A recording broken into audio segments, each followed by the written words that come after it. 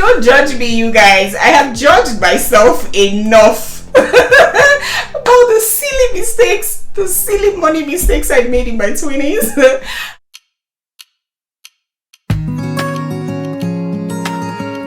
Welcome to today's episode of Sessions with Ella, guys. Thank you so much, everyone, for joining me today. I am truly honored. I'm going to be talking to you today about money mistakes I made in my 20s. Oh my God! You know how they tell you that experience is the best teacher?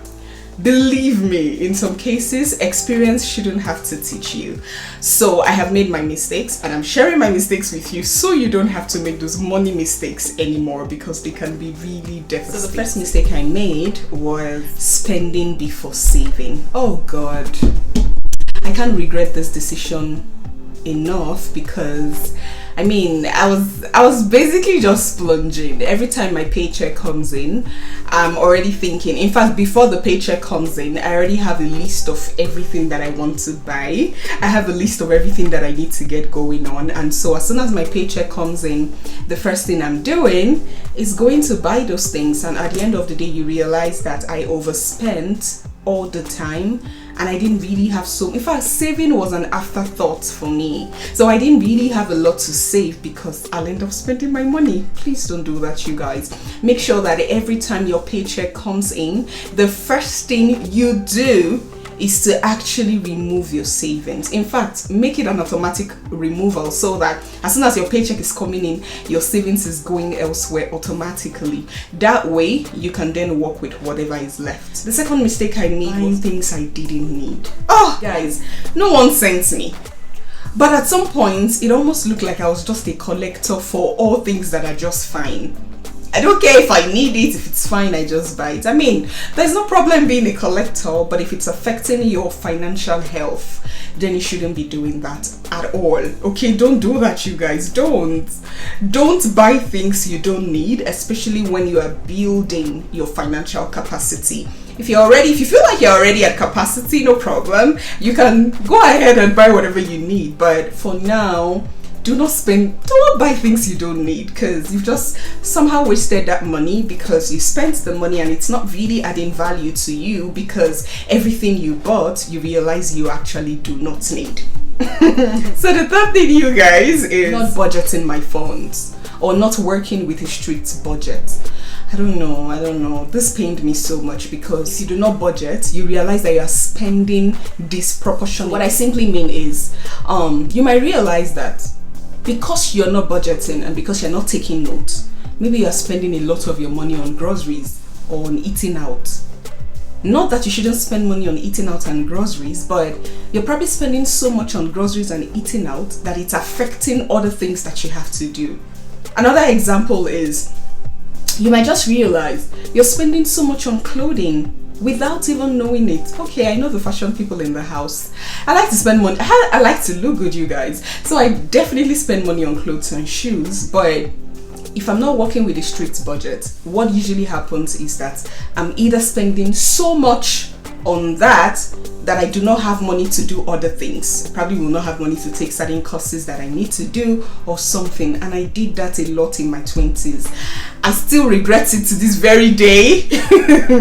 I don't feel as much pain, but I still feel bad. Like, you know, that moment when you look and you say, girl, you'll be wilding. Did you really do this? Like, this stops. I'm like, did I really do this? What was I thinking? I mean, like, did I drink something? Was I under influence or something? Did you get me? Like, that was really painful. Whew. The next mistake I made, investing money in a business that I did not make adequate research for. So you guys, you know that thing about how you look at certain businesses and you just have this feeling that the business is profitable. Feelings don't translate into profit.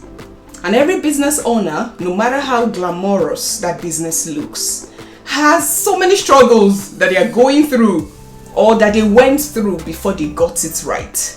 So every time you want to venture into a business, just because, you know, it feels good to be an entrepreneur, to be a sole proprietor, to be a business owner, you be like black-owned businesses, you be like, oh, businesses generally, whatever. It is so prestigious to have your business. But trust me, it's not how you feel about a business that necessarily translates into the kind of results that you get from that business. So abort mission, guys. If you have a business that you love so much, or you love the idea of that business so much that you already started to spend towards that business, I think you should reconsider what you should be doing every time you have a business you're interested in is to do adequate research.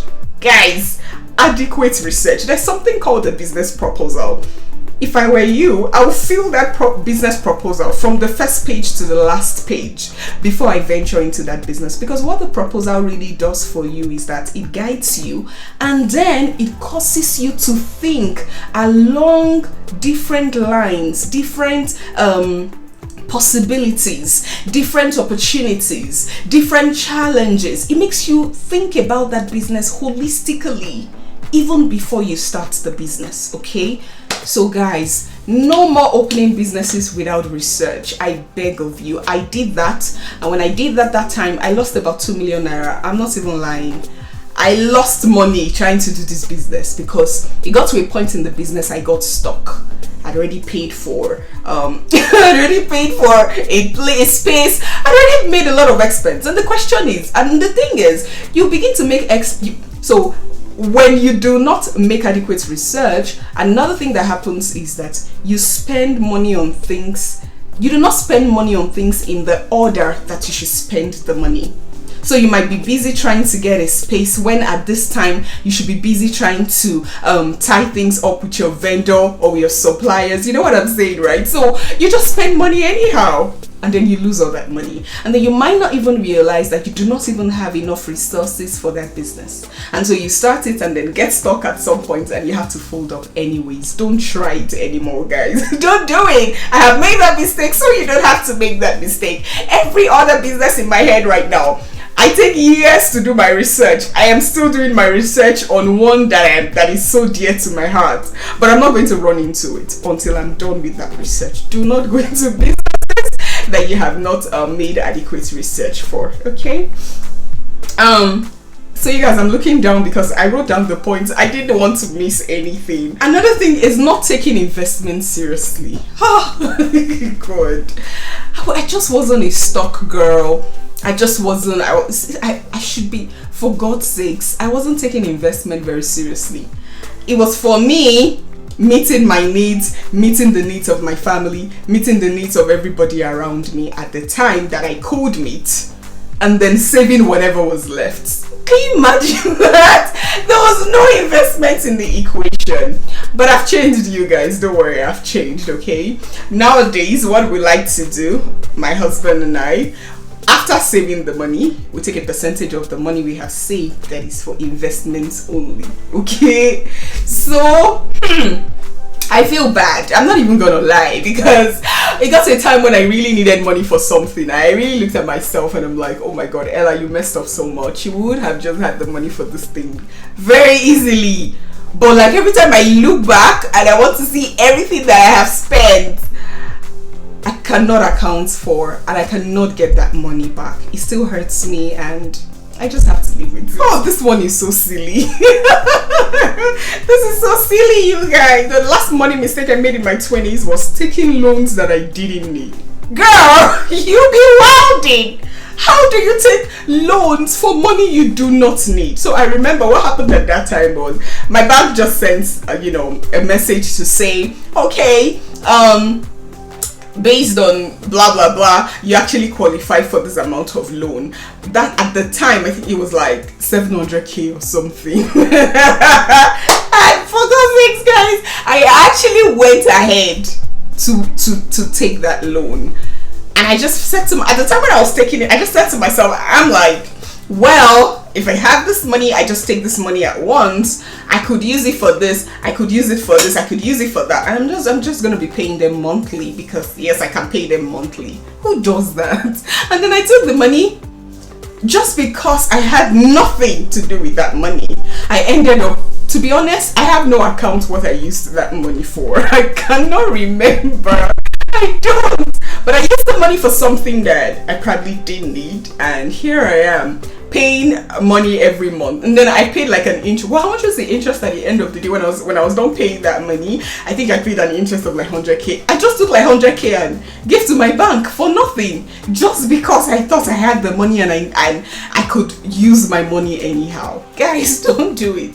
Before you work with money, make sure that everything you need for the money is already ready.